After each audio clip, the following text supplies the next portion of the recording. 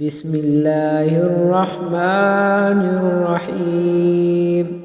تبارك الذي بيده الملك وهو على كل شيء قدير.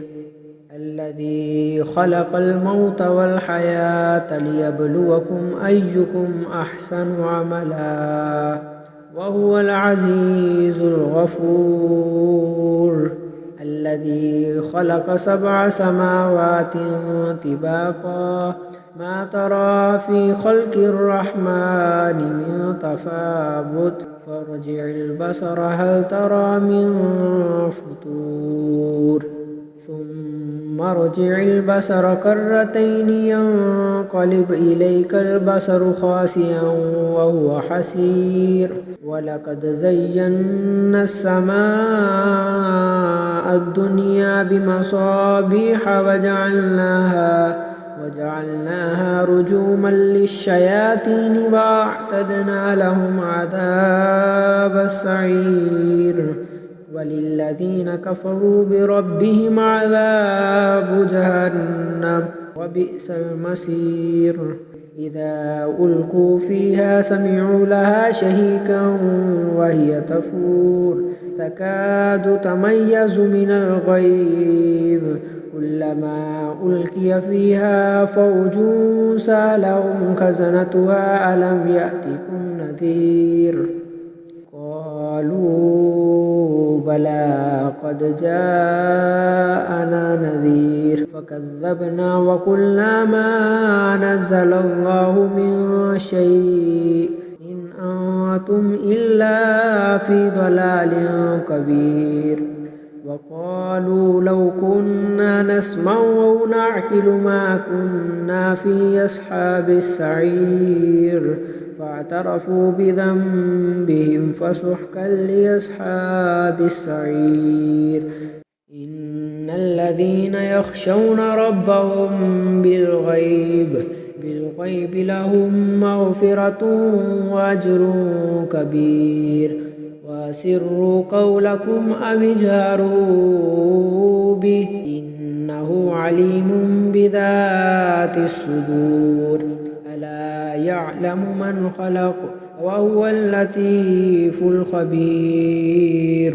هو الذي جعل لكم الأرض ذلولا فامشوا في مناكبها وكلوا من رزقه وإليه النشور. أأمنتم من في السماء أن يخسف بكم الأرض فإذا هي تمور أم أمنتم من في السماء أن يرسل عليكم حاسبا فستعلمون كيف نذير. ولقد كذب الذين من قبلهم فكيف كان نكير. أولم يروا إلى الطير فوقهم صافات ويقبضن ما يمسكهن إلا الرحمن إنه بكل شيء بصير. أمن هذا الذي هو جند لكم ينصركم من دون الرحمن إن الكافرون إلا في غرور. أمن هذا الذي يرزقكم إن أمسك رزقه بل لجوا في عتو ونفور. أفمن يمشي مكبا على وجهه أهدى أمن يمشي سويا على صراط مستقيم. قل هو الذي أنشأكم وجعل لكم السمع والأبصار والأفئدة قليلا ما تشكرون. قل هو الذي ذرأكم في الأرض وإليه تحشرون. ويقولون متى هذا الوعد إن كنتم صادقين. قل إنما العلم عند الله وإنما أنا نذير مبين.